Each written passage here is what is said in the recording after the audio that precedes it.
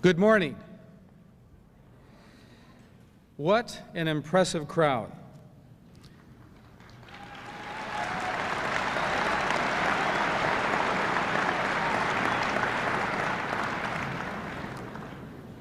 I want to thank each and every one of you for coming to Kansas State University this morning. I first want to introduce one special guest. The newly elected governor of the state of Kansas, Bill Graves. Bill, where are you? There he is right there. Thanks so much, Bill, for coming. Thank you.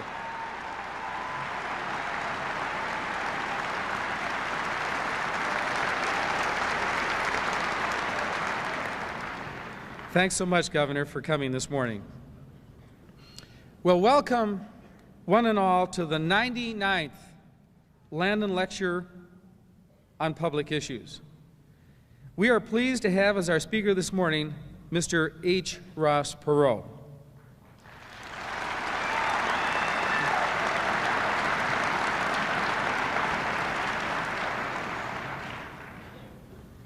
Before I introduce our speaker, let me introduce to you other members of the platform party.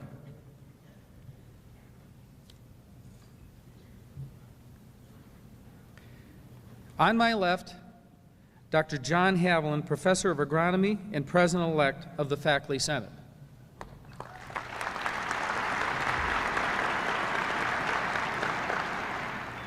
Next to him, Jeff Peterson, a graduate student in animal science and industry and president of the Kansas State student body.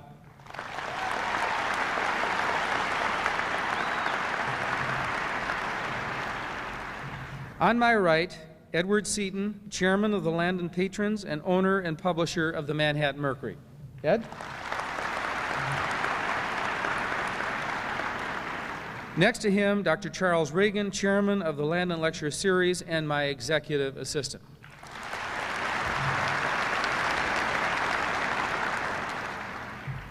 Mr. Perot entered the United States Naval Academy in 1949. While at the Naval Academy, he served as class president, chairman of the Honors Committee, and battalion commander. After graduation in 1953, Mr. Perot served at sea for 4 years on a destroyer and aircraft carrier. Mr. Perot started his first company, Electronic Data Systems, with $1,000 that he borrowed from his wife.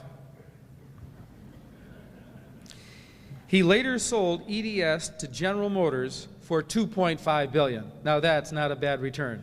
In 1988, Mr. Perot started a new computer service company, Perot Systems. Mr. Perot has been one of the most successful businessmen in America over the past 20 years. He has dedicated his life to public service. You might remember he worked to release American prisoners of war from Southeast Asia. In 1979, Mr. Perot directed a successful rescue mission to release 2 EDS employees held hostage in Iran. He led the statewide Texans' war on drugs and led an effort to reform Texas public schools. He has, as you can well imagine, been the recipient of numerous awards and honors. As you know, Mr. Ross Perot ran for President of the United States in 1992 and received 19% of the vote. Indeed, he drew more votes than any other third-party presidential candidate since Theodore Roosevelt ran in 1912.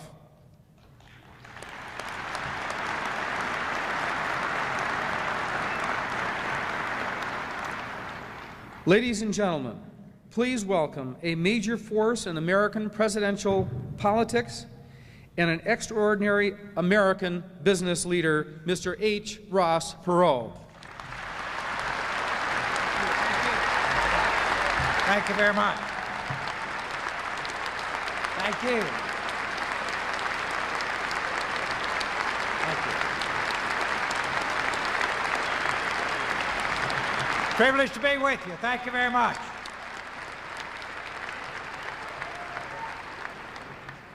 My speech today will be directed to the students.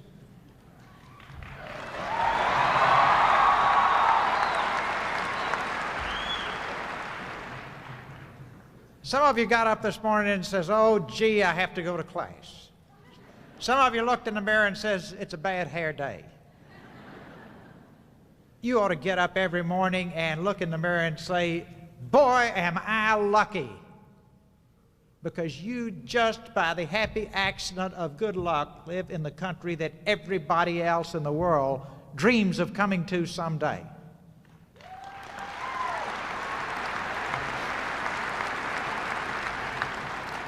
And on top of that, you're in college.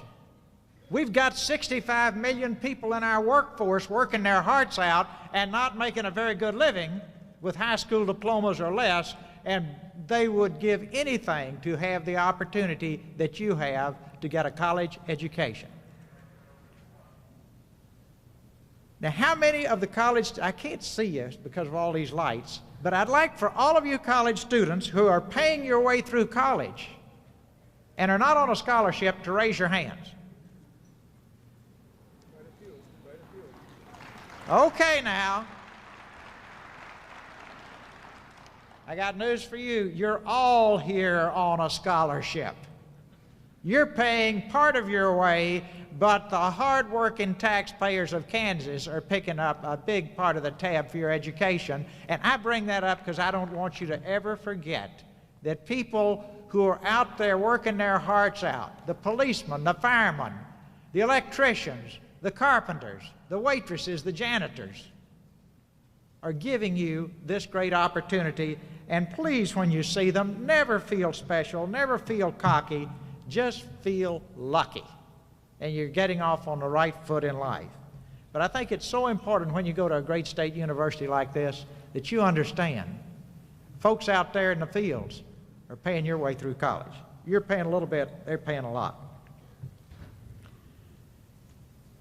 Many of you come from homes where you're the first generation to be able to attend college. My sister and I were the first in our family's history to be able to go to college.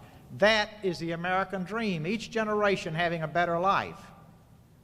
But when that happens, typically your parents really have to work and sacrifice. And in today's society, I'm sure there are many of you where both parents are working so that you can have the dream that never materialized in their lives.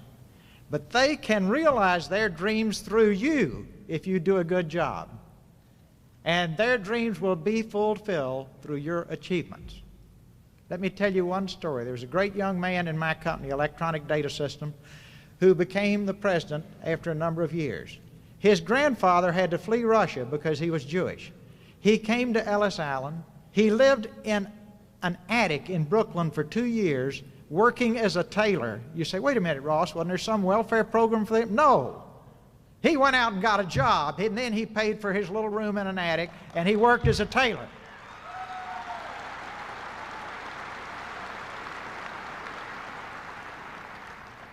He couldn't speak English. He had every reason in the world to say, won't you take care of me?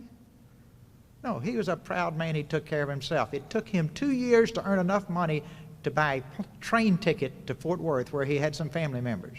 He came to Fort Worth, worked all his life as a tailor. His son was a fine young man, went in the life insurance business as a salesman. That's Mort's father. When Mort Meyerson was made president of Electronic Data Systems, we went to extraordinary efforts as a surprise to Mort to have his grandfather, who was 95 years old, present in the room when the announcement was made. And no matter how bad my memory gets as I get old, one thing I will never forget is after the meeting, Mr. Meyerson came up and hugged Mort, his grandson, and said these words, "Through you, Mort, I have realized the dreams I had as a young man when I came to America." Now that process still goes on, and that is the magic of this great country. Young people are always asking me, Ross, what is success? And they get their heads all twisted because they think you measure it by how much money you have in the bank. Success is being the best at what you do. You say, well, the best in my town? No. Best in my country? No. We live in a tiny world now. You got to be the best in the world if you want to get in the game. Now, you just came out of high school where if you're like Texas, you go to the band contest, the state, and if you can't even play an instrument, they'll give you a 5-foot-tall statue for the band with the best personality. That's not the way it is when you get out there in the real world, folks. You either win or lose, and they don't even give you a red ribbon for second place. And that's what you got to get geared up for in college. You got to be the best. You say, now, you're just talking about business. No, if you're going to be a minister, be the best. If you're going to be a doctor, a teacher, a social worker, be the best. I hope you cannot sleep at night unless you achieve your full potential, because that is the characteristic that causes people to have the ability to change the world. They have to be driven to make a difference and to be the best. Let me give you an example that's really relevant here in Kansas, where you've done a lot of great aircraft work. Let's assume we didn't know how to fly. We were going to build an airplane now. Well, obviously, this would be a big government program, and we would appropriate billions of dollars, and people would stand in line and fill out forms for 8 years. And if we hadn't forgotten what it was all about, we would eventually give someone the grant to build an airplane. That's not the way. Well, interestingly enough, a Dr. Langley had the federal grant to build the airplane. But 2 bicycle repairmen from Dayton, Ohio, with no education, were driven to fly. And they were the Wright brothers. Can you imagine if they had gotten in line, got to the head of the line, that says, you gentlemen want to apply for the federal grant? Yes, sir, we do. Well, where'd you go to school? Didn't go to school. What do you do for a living? We repair bicycles. Say, do you sell new bicycles? No, we just fix old bicycles. Next. Get on the bus and go back to Dayton, right? They had to fly. You've got to read the book about the Wright brothers. They lived it. They crashed 100 times. That's part of everything you're going to do that's great. You're going to crash a lot. But they taught the world to fly. Thomas Edison's teachers thought he was dumb. Thomas Edison tried every way in the world to build an electric light, and when he finally got down to the last option, he got it. He literally did it trial and error, if you look at the story. But here is Paul Harvey would say, is the rest of the story. He learned so much trying to build the electric light that inventions just spewed out of his mind for the rest of his life. And he changed the world in many, many ways. Now, there was a young man. You say, well, Ross, that's history. That can't happen anymore in the modern world. You got to go get that federal grant. You got to stand in line. You got to fill out forms. You got to do all the right stuff. There was a young man a few years ago out in California, so smart they let him attend engineering classes at Stanford while he was in high school, but so poor he could not afford to go to college. But he loved to play with integrated circuits or computer chips. And he had a little shop in his dad's garage, and one day his dad went in and said, son, either build something you can sell or go get a job. 60 days later, Steve Jobs put the first Apple computer into a store, and it was housed inside a wooden box made by his dad. And the rest is history. He changed the world. Say, well, Ross, that's just one example. Well, there was a man named Bill Gates. He got into Harvard, but he was bored. He was so smart, and he dropped out, and he had to build Microsoft. And the rest is history. That's the way things happen. But they had to do it. That's the constant factor in all of these things. Well, can we measure success by how much money you make? No. The best way to assure that you will never be successful is to make money your God. And now I've had the interesting experience of knowing most of the people who have made a lot of money, and that includes Howard Hughes, only over the phone, but he used to call me over the phone. But you take the rest from Howard Hughes, Mr. Getty, on and on and on. I had the interesting opportunity to meet them. A lot of them were frustrated. They were disappointed. As older people, they were bitter. Their personal lives and their children were a mess. So if making money is your goal, go back and think it through again. Financial success and happiness are absolutely unrelated. I've had the interesting experience of living all the way across the economic spectrum, from a point where now I've always contended I was born rich because I had 2 wonderful parents. And if you have wonderful parents, you also were born rich. But that's all I had, but that's the best thing you can have. And this is incomprehensible to young people, but things were so tough in the Depression. Just before Christmas one year, I walked in the kitchen, my mother was crying. She never cried. These were strong people. I said, Mother, what's wrong? She said, your dad just sold your horse. His horse. Excuse me. My dad and I rode every day after school. He just sold his horse so that my sister and I could have Christmas. Now, he never said a word about it. It wouldn't have been appropriate to talk about it. He never whined, never complained. That's just something he did. I waited till I was grown to thank him, because at that time it wouldn't have been appropriate to thank him, but it's something obviously I'll never forget. So that's the greatest wealth you'll ever have. Now, thanks to the success of my company, I have been financially successful, but I'm not one bit happier than I was as a boy in Texas in the Depression. I'm not one bit happier than I was when Margot and I drove into Dallas when I got out of the Navy with everything I owned in the trunk of our car. And the things that have brought me happiness over the years are Margot, 5 wonderful children, and 8, almost 9, wonderful grandchildren. Those are the precious things in your life.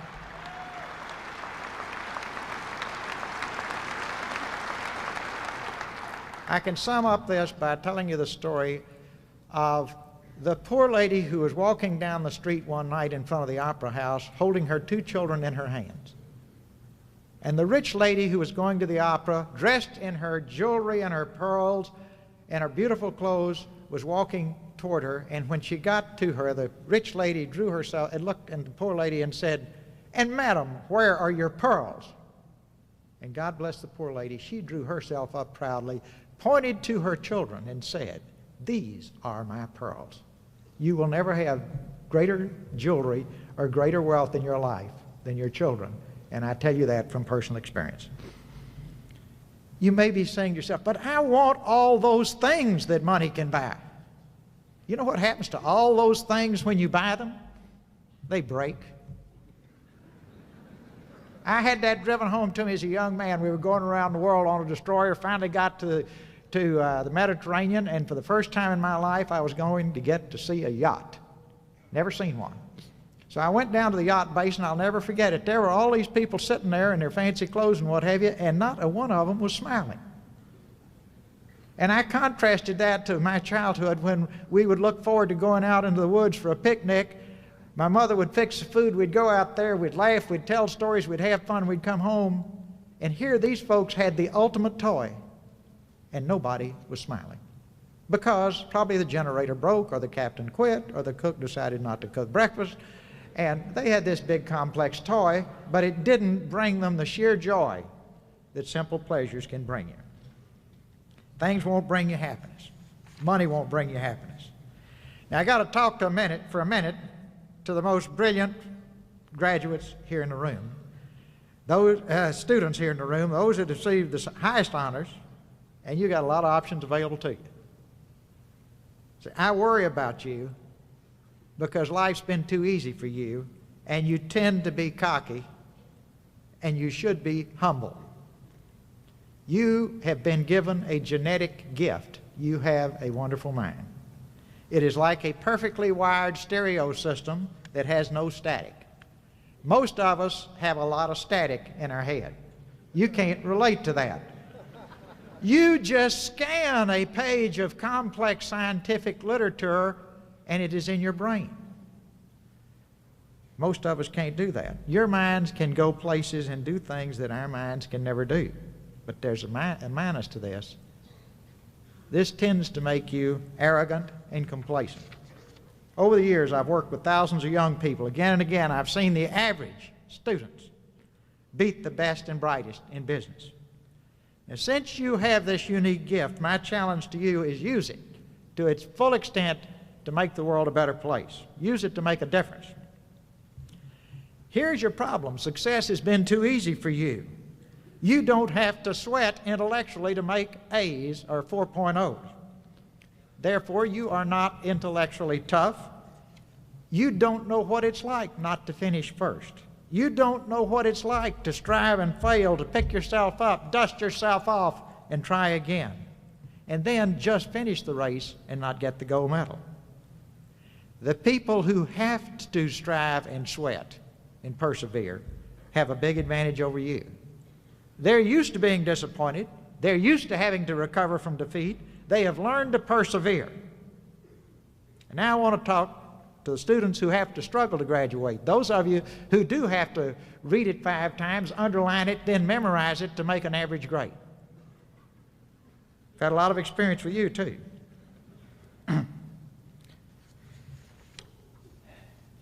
I don't want you to think you're dumb.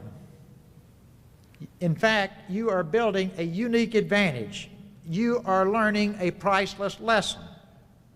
You have learned not to quit, not to give up. You expect life to be hard, and you expect to pay a price to succeed. And you will be amazed at the advantage this gives you over those who have never experienced that. You just keep on keeping on until you achieve victory. It's a big asset to have. I've also had the opportunity to meet many, many people that you all would consider very successful. Interesting comment about them. Most of them are just average when it comes to their intellects. You say, Ross, they must be genius. No, they're just average folks. In nearly every case, their roaring success is built squarely on the rubble of many, many failures and disappointments. They learned from their mistakes, they did not give up, and they went on to victory. They knew they weren't too smart. So guess what they did? They surrounded themselves with talented people. They got the multiplier effect that the genius never gets. If I'm a genius, I'm the brightest guy in the room. I can't let you do anything because you can't do it as well as I can. If I'm just kind of half there and I've got some bright people around me, I'm going to tend to hand it out to all of them, and I have the multiplier effect. And then finally, you start with 2 or 3 or 5 or 10, and in my case, I wound up with over 50,000. That's a heck of a multiplier. What if I'd been trying to do it all myself? I'd have still been in a corner by myself, right? This is really basic stuff, but for some reason, a lot of people miss it. That's the reason I'm covering it. Now, let me give you an example. Never forget, again, how much luck plays in your life. I'm going to tell you one story of a man I met who's a factory worker at General Motors. His name was Don Eflin. He was so smart, he was accepted at MIT as a young man out of high school. Couldn't afford to go, but that tells you something about his mind. Then he was so talented, he was accepted at West Point, and this will break your heart. He failed the eye exam. Let me give you a counterpoint myself. I came out of nowhere too, like Don. I never would have been accepted at MIT, and I'm not being modest. By blind luck, I got an appointment to the Naval Academy, and I passed the eye exam. Now, I don't have a lot to do with how good my eyes were at that time. Don didn't have a lot to do with how good his eyes were. I got to go on and have every opportunity a person could hope to have in life. Don spent his life on the factory floor. So as things are going well for you in life, never forget that luck plays a huge role. The ball bounced in the right way in your life. In Don's case, he didn't get the breaks. There's a good ending to this story. Don is retired now, and guess what he does? He lectures at MIT, the school that he could not attend as a young man.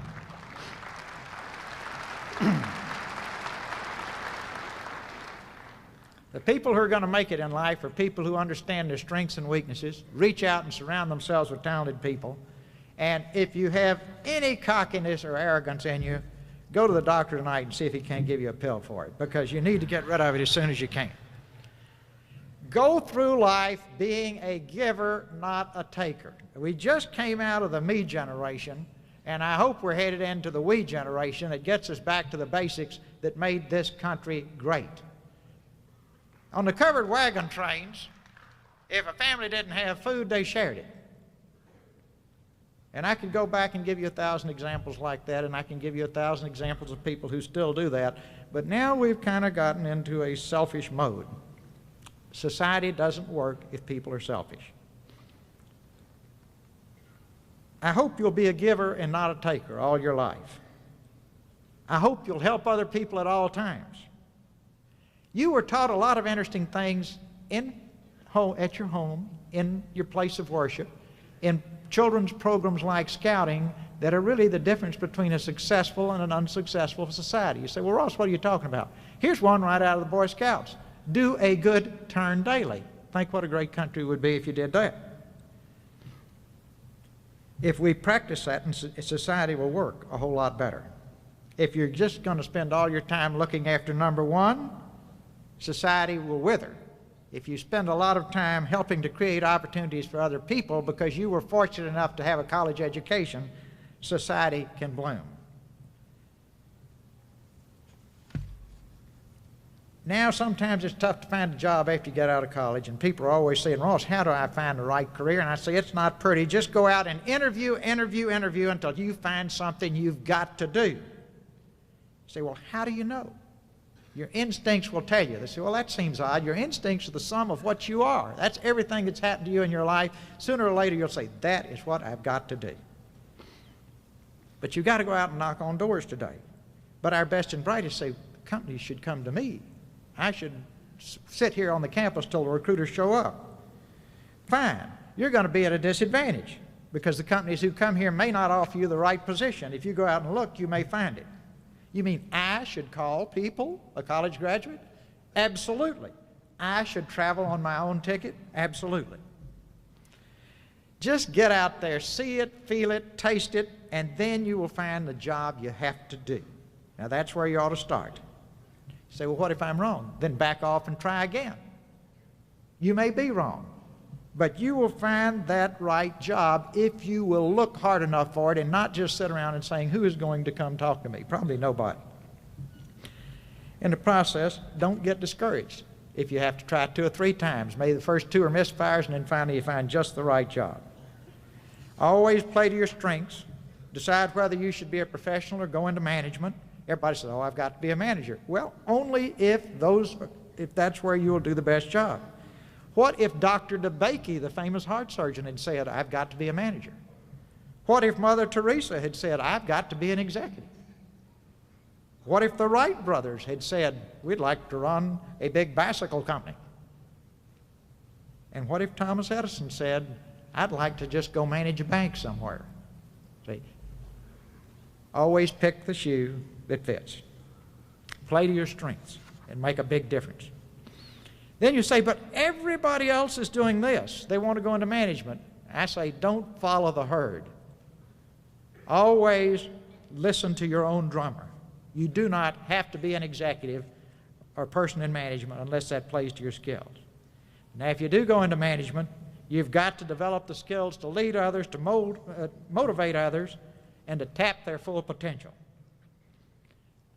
You say, you mean I've got to learn to manage? No, you manage inventories, you lead people, and there is all the difference in the world. Unfortunately, leadership is not taught in many of our colleges.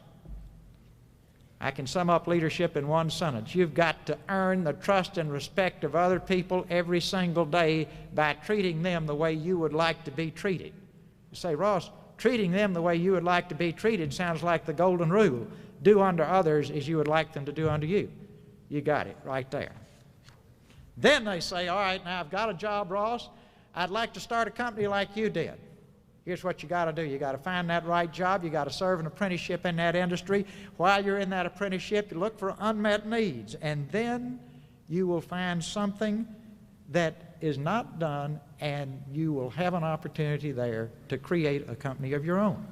You say, well, step one, I advise you to have a goal, and your only goal should build a great company. He said, no, Ross, my goal will be to make a lot of money. That guarantees you won't build a great company. That guarantees you won't make a lot of money. Forget money, and whatever it is you're going to do, just be driven to do it better than anybody else, and your theme song should be, nobody does it better than you will.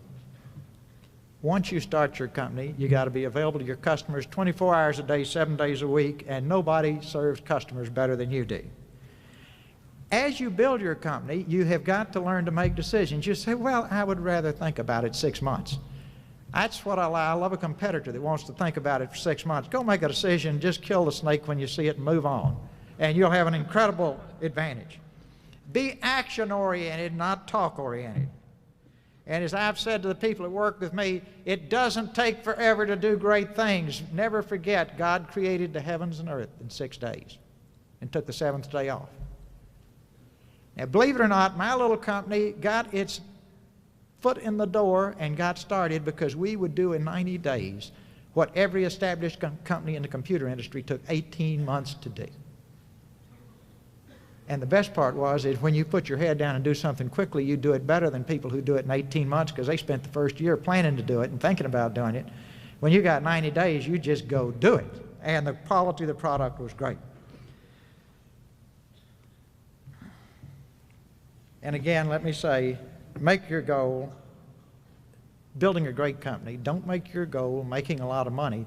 Making the money comes as a byproduct of a great company. As you do this, never forget how insignificant you are in the big scheme of things, and surround yourself with talented people. This is so important. Say, okay, I started the company, I've got the stock where you're going now, but will the hopes and dreams of everybody in your company materialize, or just yours? See, in our company, we had a stock program for everybody. And boy, I got computer operators that are multimillionaires. I got guys that worked in a loading dock in the early days that are millionaires. You don't want to know how many millionaires we created, and you do want to know what kind of steam and enthusiasm that created, because this was their company. It wasn't my company, it was our company. And anytime we ever decided to do anything, we'd have a meeting of all the folks in the company and say, what should we do? And that was the decision. And I could make several hours of speeches on that.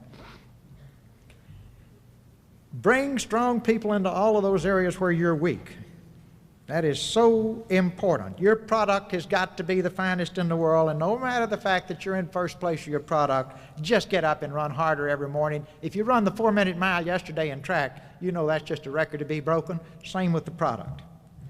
Say, well, Ross, we just got started, we don't have much money. That's wonderful, because brains and wits will beat money 10 times out of 10. And when you get a lot of money, it's kind of like a narcotic. So let's make a big capital investment in this new idea. If all you've got is brains and wits, you make a big intellectual investment in this new idea, and you just zap your competitor while he's out there building facilities and making a 5-year plan. Probably in a year and a half, you did it. And there's the difference. If you're going to have a great company, you've got to make sure everybody in that company knows who you are and what you stand for. Have a simple, clear, and very short statement. This is what we are, and this is what we're going to be, and this is what we stand for. Make sure everybody has a copy. Spend enough time in personal conversations with them so they understand this is the code of our company. Teach leadership. They didn't learn it in high school. They didn't learn it in college in many cases. If they were in the armed services, they probably got their only dose, but in today's world, most of them weren't. One of the smartest things I did in retrospect is we taught a 1-week course on leadership before we ever let anybody be responsible for other people, and these were the fundamentals. Now, you all know that before you play tennis, if you could get someone to coach you how to stand, how to hold a racket, that's a big advantage over just going out there and swinging around and getting bad habits. Same for golf, same for leadership. Very important. If you want a great company, and if you want your people to be positive and inspired, conduct your business in the center of the field of ethical behavior, not along the sidelines, and don't ever get into discussions, is this legal or illegal? The only question is it right or wrong? That keeps you in the center of the field of ethical behavior. Treat every person in your company as an equal, as a partner, and as a team member. And the worst thing you can do, folks, is start categorizing people as an E3. There's something in every person, no matter how humble their background might be, that just screams out, I am unique. I am special. There is only one person in the world like me. Treat me like a human being and do not treat me as a commodity. And that will make all of the difference in the world. You say, how do you do that? Just have one health care program for everybody. Just have one pension program for everybody. When I got on the board of General Motors as your largest stockholder at the first board meeting, I said, are our pension funds fully funded? Ours was overfunded in my company.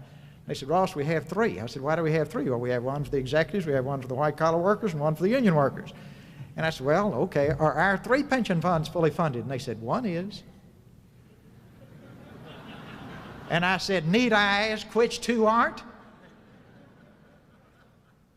Pretty basic stuff. If you just had one pension fund at General Motors, they'd all be funded, right? Okay, pretty simple. That's not the kind of stuff you learn at Harvard, but out here in Muleshoe University, it'll help you to know that. Don't ever have any kind of perks that separate people. Never forget the first time General Motors came to see me. The chairman was there, everybody was there, and they were down and we were meeting in our offices, and I said, well, let's go to lunch. They said, terrific. I walked downstairs in the cafeteria, and they all just went pale. They said, we're going to eat in the cafeteria? And I said, there's no place else to eat. And then we got in line, and the guys looked at me and said, Ross, I'm amazed that you stand in line. And I said, most of these guys are bigger than I am. I don't have an option. And then the last part is the part I love the best. They said, Ross, the food is really great in this cafeteria. What do you do? I said, I eat here. And they said, haven't you ever? I said, I've never said a word to the cook, never said a word to the people who run the cafeteria, but life's too short to serve bad food where the boss is eating, right? I can't tell you what, I'd eat every day typically by myself, and there would be 3 empty seats at the table, and everybody knew they were welcome to sit down, and everybody would sit down and tell me what was on their mind. This is another thing that drove General Motors nuts. Every single employee could come see me anytime they wanted to. Now that sent a message to everybody in a management role up and down the chain of command that they better get their job, they better have their door open, they better be talking to the troops that did the work, because they could all come see me. And General Motors said, how do you find time to listen to all these people? Listen to this, young people, every great idea that made that company successful came from a young person, too young, too inexperienced, and typically, since he or she were an engineer, too inarticulate, because the engineers mumble a lot. They'd come in, and down in the center of that was a D-flawless diamond.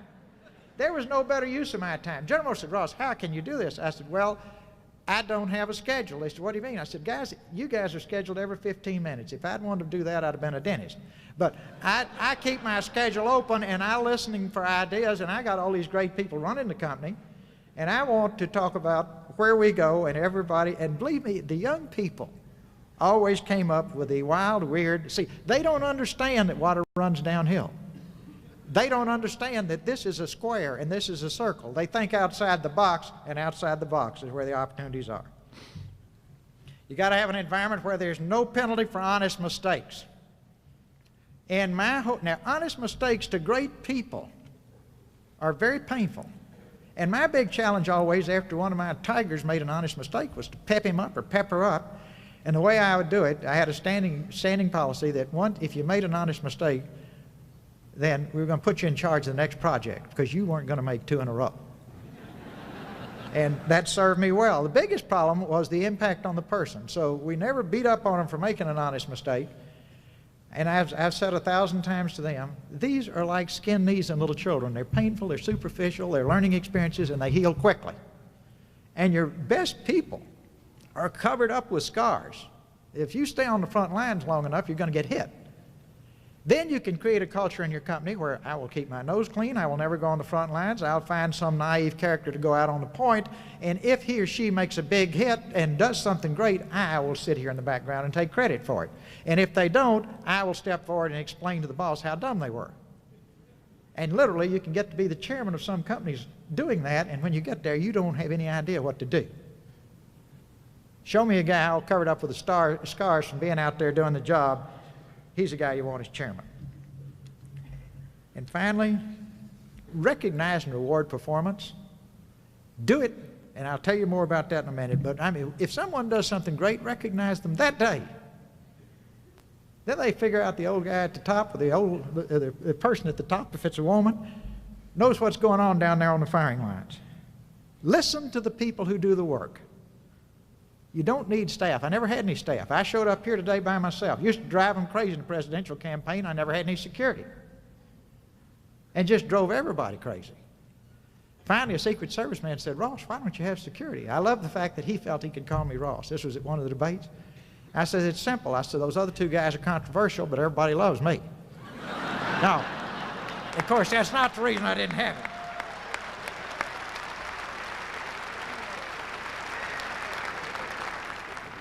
Now back to business here. If you ever have a corporate politician, a person who wants to get ahead at the expense of other people, fire him personally.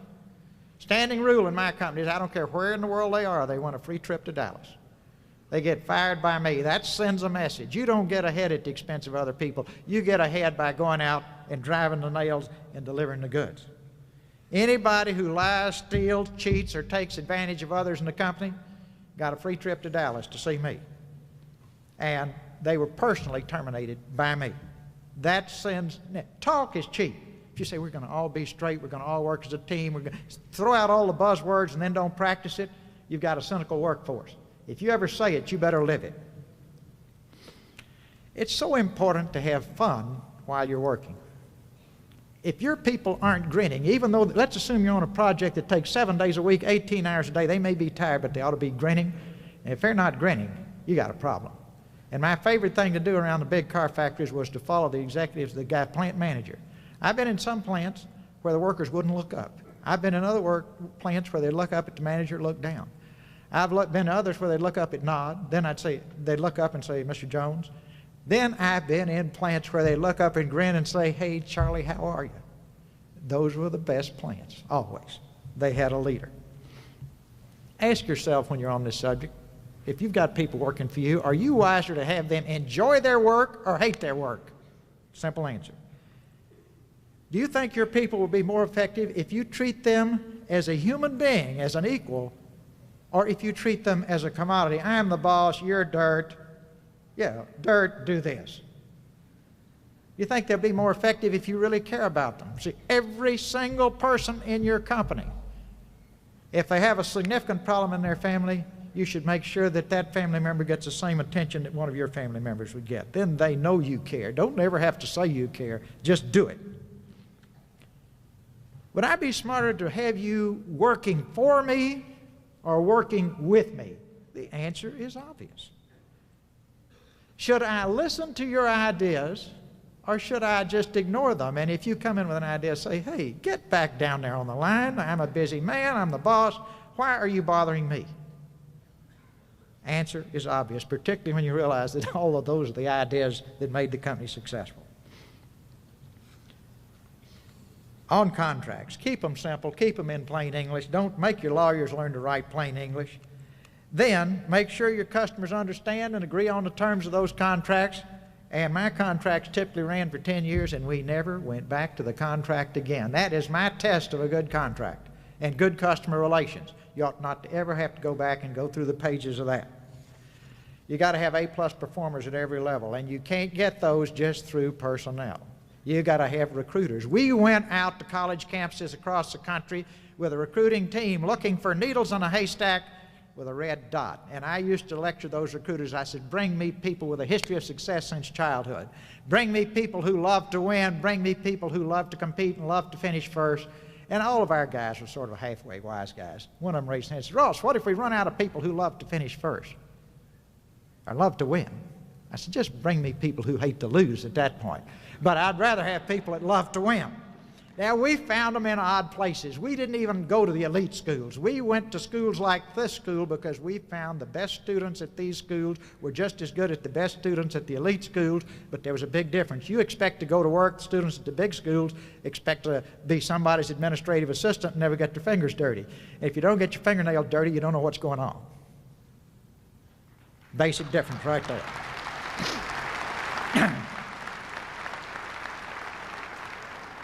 You say, my company may be growing so fast that I'm running out of people. Then you just stop your sales, and if you can't deliver, don't sell anything.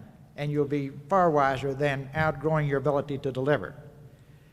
Say, Ross, what's the best thing you ever found to recognize the right people? We tried tests, we tried bungee jumping, we tried everything in the world in terms of evaluating people. Somebody had a pyramid idea, we'd have them sit over it. But there's only one thing. I could bring in a young person, and if he could or she could convince 5 of my great engineers that they were going to do a good job, that's the filter. The team interview is the only thing that ever worked for us, and it worked great. Now, we learned a long time ago not to just hire computer science people, not to hire mathematicians, not to stay inside the box. We had an incredible success rate with people who were music majors.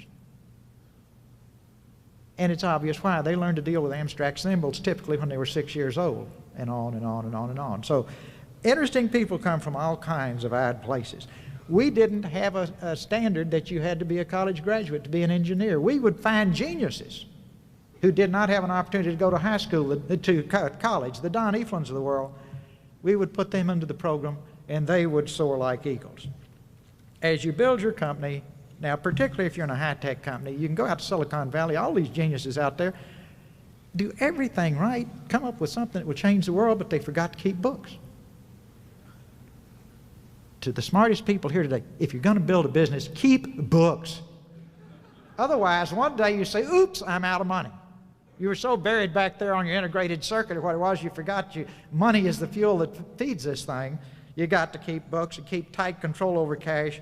Avoid debt. Our company never went into debt, and all we ever had was $1,000 Margot gave us. We bootstrapped it, and that thing turned into a cash machine once we got the pump going. Don't try to go too fast. Be sure-footed. You got to reorganize. Nobody ever told me that, but as you get bigger and bigger, what used to work doesn't work, so you do have to reorganize. Let's talk about competition. Everybody says, oh, I hate competition. You got to love competition. The more brutal, the better. The bigger, the better. Your competitor is like a hammer beating on a piece of steel, and if your company is that piece of steel, the harder they beat on it, the stronger you get. So just get up every morning and say, oh, boy, let's go get them today. As you do this, keep your priorities straight. Put your families first. We never missed a children's event as we were building the company. Margot was there. I was there. Years ago, I was asked, said, Ross, when will you first feel successful? My children were small, and I said, I won't feel successful until my children are grown. And unless they are wonderful young people with a deep concern for other people and a willingness to do something about it, I won't feel successful. The good news is they're all grown, and thanks to Margot, they're all too good to be true. And at this point, I take a great deal of pleasure of living in their shadows. I have a son who is Big Ross. I am Old Ross, and I can assure you there is no better place to live than in your children's shadows. And I could talk for an hour and tell you stories about him, but we want to get to Q&A. If you go public, before you ever go public, make sure you have fairly distributed that stock to the people who built that company so far. And don't start with a few guys at the top. Just make sure that everybody has got his share right. Don't go public unless you can keep growing. Otherwise, you played a trick on the stockholders.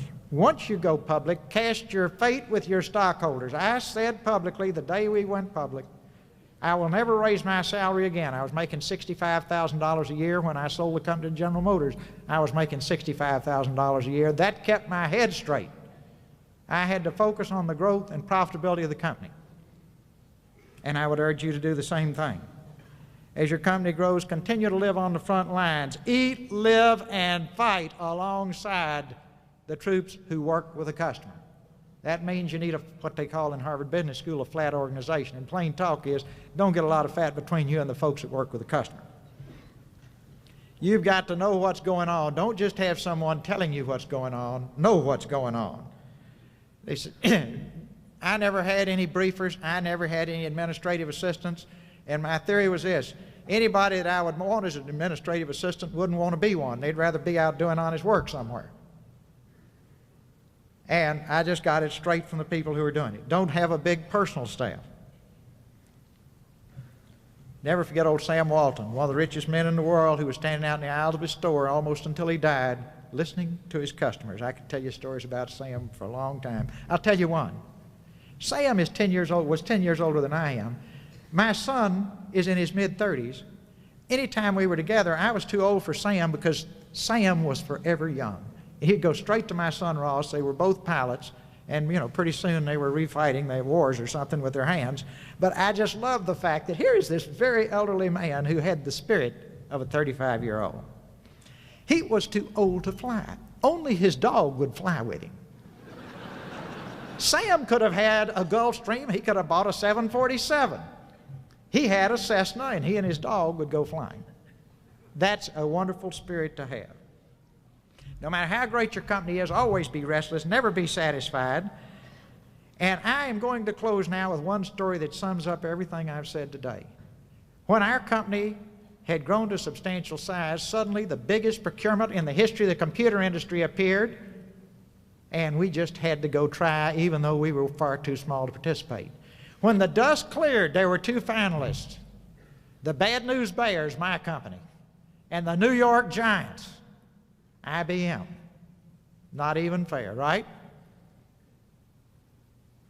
IBM assigned 350 people and a 5-acre computer center to this project. It was going to be a 2-year war. We assigned 15 people and no computer center. 30 days after we started, our great president I told you about earlier, Mort Meyerson, walked in a room with 15 people were working, and they said, we can't win, but this will be a good experience. Now, here is leadership, folks. Mort didn't chew them out. Mort didn't say sissies. Mort walked up to the front of the room and says, fellows, you're missing the point.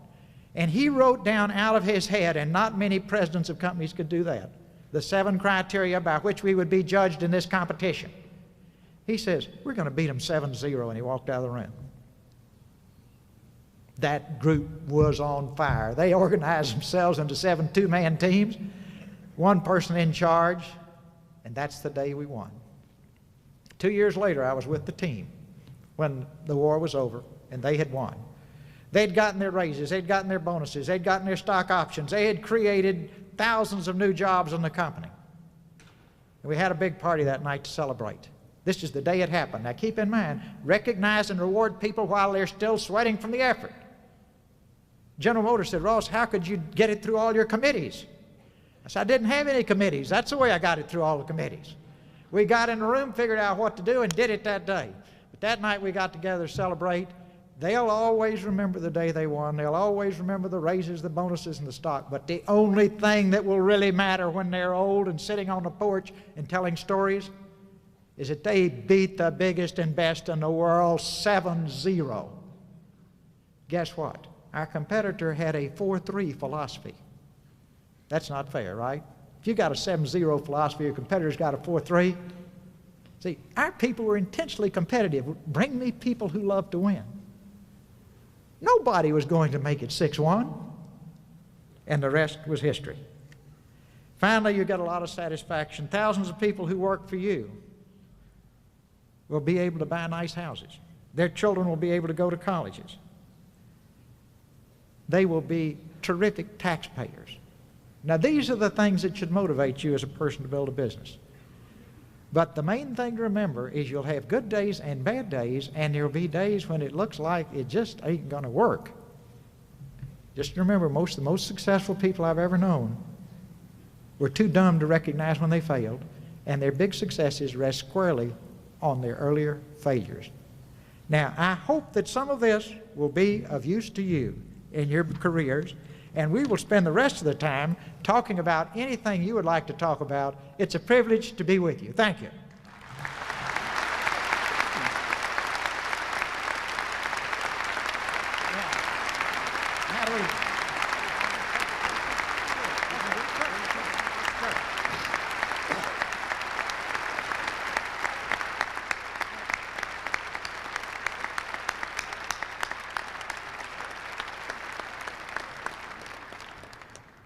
Thank you very much, Ross, and he has agreed to answer some of your questions. So we have 4 mics up there, and if you do have questions, proceed to the appropriate mic.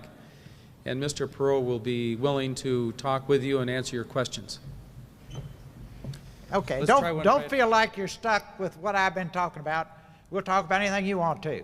I can't see, so somebody point. Let's try 5 up there. Okay, 5. Ross? What, this on? Go ahead, I can hear you. Got a question for you. Great. When you gonna be running in '96? Hey,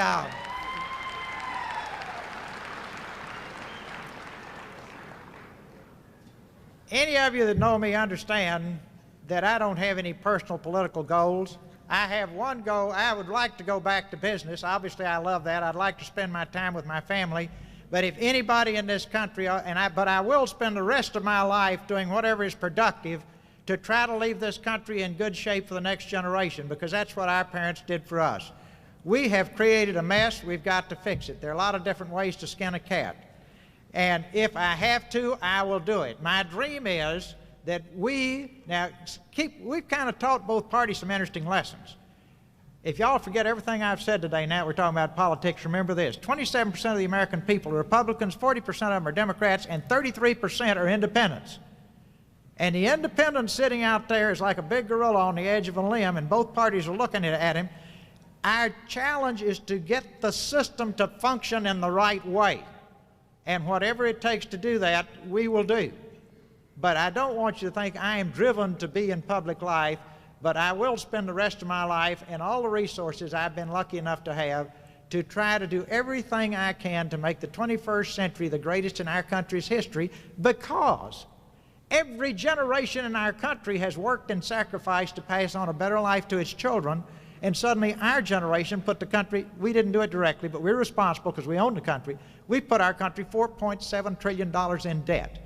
And if you want something to wind you up and motivate you, go to page 25 of Clinton's budget, where he says the next generation to be born will pay an 82% tax rate. The American dream is gone. And if you don't want to go there, go to Alice Rivlin's memo that came out just before the election. It got so much attention, and the most interesting number there never got any attention at all, and that is, I think it's the year 2020, the increase in our national debt, the increase in the deficit 1 year, will be $1.479 trillion. That's the budget to run the country today. You say, Ross, it couldn't decay like that. Hold on to your hat. In 1960, when John Kennedy was president, we ran this country for $100 billion a year. That was total expenditures. We were fighting the war and ending the war in Vietnam in 1973, and we ran it for $200 billion a year. Today, the interest on the debt exceeds those numbers, and the budget is 7.5 times the number it was in 1960. Excuse me, in 1973. It's 15 times the number in 1960. So those numbers can come true, and it's up to us to stop the bleeding. We, the people, have got to stay involved. So I will do whatever I have to do, and if the smartest thing for me to do is sweep the streets, I'll do that. Number 4. Yes. Hello? Yes. I'm sure there were times that you got discouraged about things, like you got tired of fighting and always wanted to give up at some time or another. What thing did you find that kept you going, that your inner strength? I think you've got to believe in what you're doing. The Wright brothers believed in what they were doing. See, the kinds of disappointments I had in business, none of them involved physically crashing. Once you crash on an airplane you never should have built, you might say, let's go back and fix bicycles. You know, life's too short for this. But you should please read about the Wright brothers. One of them was so bright he could read the physics books. He could read he could read everything he needed to in any books that had been written on aeronautics. He understood all that, and he built the airplane. So who knows what gives you that fire and that drive? I guess that you've got to believe in what you're doing. It's as simple as that. And if you believe, for that reason I say you need to be on fire about your idea to start your company. My idea was I took my idea to IBM. They turned it down. I took my idea to all the investors. They turned it down. No way to compete with IBM. Say, what was the turning point? You're not going to believe this. I was sitting in the barbershop reading a Reader's Digest and reading a statement from Thoreau. The mass of men lead lives of quiet desperation. I said, that's me. I've got to do it. Years went by. Finally, a young lady from the Reader's Digest called me. This was about 3 years ago, and said, are you sure you were reading the Reader's Digest? And I said, yes, ma'am, I am. She says, I have found the Reader's Digest you were reading. And she says, if you want me to, I'll send it to you. She did. I've got it in my office now. So if anybody comes in, I can say, there it is, right there in the Reader's Digest. But I got it in the barbershop. The fire was there. We had to do it. And if the fire is not there, I think probably it's easier to quit. Let's go to, is that 6? This is kind of an eye test down here. Yes, you had a lot to say about NAFTA. One of the things that caused NAFTA to pass, apparently, was the fact that it was supposed to create jobs. However, on the other side of the formula, when jobs are created, the Federal Reserve seems to say that our economy is heating up, and that's an excuse to raise interest rates. Also, the Federal Reserve is quite content with the 6% unemployment rate. I'm wondering how we factor in whether or not we're getting ahead economically when we have this thing called the Federal Reserve, which seems to want to tap into our pocketbooks when we do create jobs, when we do seem to want to do things to help people out. Can you answer that? Yes. Let's first go back to NAFTA. The jobs that were projected in NAFTA, and when you hear the White House saying 700,000 jobs were created, that is hot air that would make a helium balloon go to maximum altitude. Now, if you want to have fun, call up there and say, where are all those boys working? Well, this is some theoretical formula we use up here, you know, and it's tied to the this, to this, to this, to that. And when you get through, you have just heard a lot of gobbledygook from inside the Beltway. Here are the facts on NAFTA. In 1993, anybody that was a student of that knew they were going to devalue the peso after NAFTA was passed and after Salinas was out of office. As a matter of fact, there is written testimony on record that I gave a congressional committee to that effect, and it was discussed repeatedly. Today, I think you'll find it interesting with the peso bailout going on. Now, here's where we are in our country. It's far broader than the Federal Reserve. Let's assume you can't pay your taxes. They're going to take your house. Let's assume that you get a farm loan from the federal government and you can't pay it back. They're going to take your farm. But let's assume a bunch of Wall Street investors and New York bankers gamble on the Mexican peso and lose. They want you and I to provide the money to Mexico to pay them off. Now, does that make sense to anybody here today? I just find that fascinating. Now then, front page New York Times today. Keep in mind, the President of the United States was down in Miami after the elections, after Salinas was out of office, but before the peso devaluation, saying NAFTA is a big success there, da-da-da-da-da-da-da-da. We're going to bring Chile in and form NAFTA all through South America. Right here, front page story, New York Times today. The CIA issued a report that the peso was going to collapse. The Treasury officials had the facts the peso was going to fall apart, collapse far before the November elections. We didn't want it announced until after the November elections, and then nobody that wanted the GATT and the World Trade Organization, and that included President Salinas, who President Clinton was trying to get selected as the president of the World Trade Organization, wanted it announced until after GATT was passed, and that took place after the election, and then they announced it. And you and I, they now want to hold the bag. If you look at the numbers, this is a dumb idea. There is a bright ray of sunshine, though, folks. They came up with this idea that they were going to give their receipts from their sales of petroleum as collateral. You've heard that one. Once they said that, the investors that gambled and lost can deal directly with the Mexican government. Let's assume you and I just bet on the horse race and lost, and walking out they said, we're going to give you petroleum receipts, and over time you'll get all your money back plus interest. That beats losing, right? But nothing beats having the United States taxpayer step up, as the P.T. Barnum is right if we do this. There is a sucker born every minute. Nothing beats having the U.S. taxpayer step up and just pay them right now, right? You'd lose your farm if you couldn't pay the federal government. You'd lose your house if you can't pay your taxes. But if Wall Street investors and New York bankers gamble on the Mexican peso and lose, we don't want to hurt them in any way, so you and I have to guarantee it and protect them. And if it doesn't pay off, then you and I have to write a $40 billion check. Now, that doesn't make any sense at all. There's no need for us to get in the middle now. Just let them deal with one another. They'll get the thing paid back. And here's the end of the story.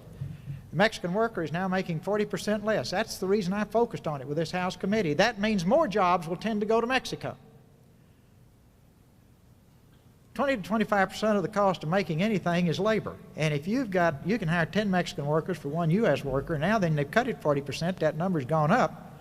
Down in Mexico, you got little or no pension plans. You got little or no retirement plans. You don't have any pollution controls. That's the reason the Rio Grande River is the most polluted river in the world today. I mean, you just pump it in the ground, pump it in the air, drop it in the river, and keep on rocking, and then ship it across the border duty-free. If your competitor goes to Mexico and you stay here, you're out of business. Now, if those things make sense to you, fine. But they don't make sense to me. And I would urge you to, on the GATT thing, to urge your congressman to say, just let the bankers take these petroleum receipts, keep the U.S. taxpayer out of it.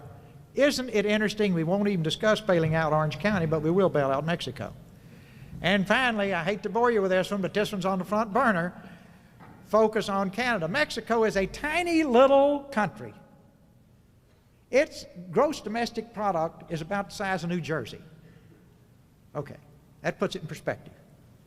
Canada is our giant trading partner. The Canadian dollar is in trouble, deep trouble. They've got to either fix their budget in the next few months, or you're going to have a devaluation of the Canadian dollar, and you've got another ticking bomb, and there will be a vote on Quebec becoming independent.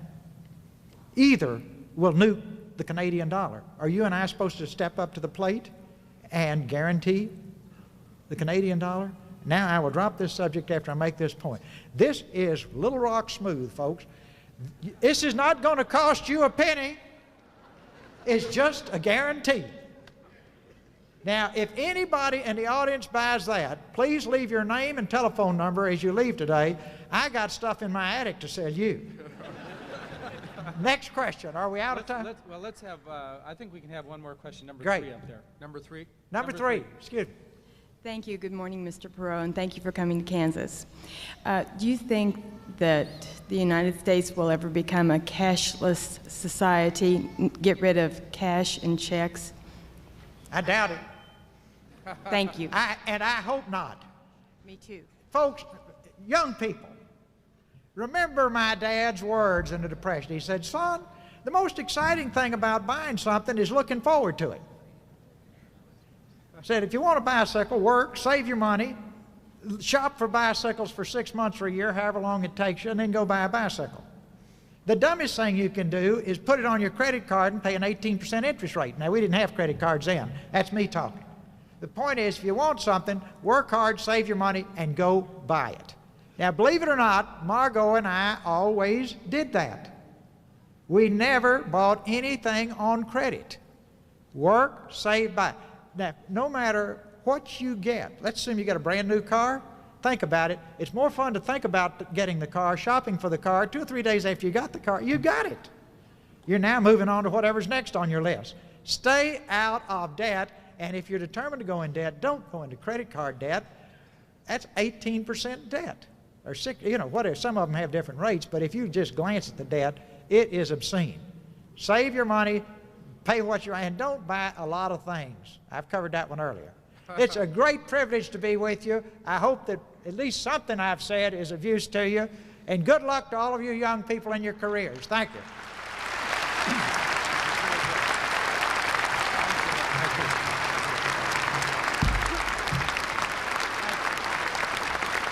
Ladies and gentlemen, thank you for coming, and good day.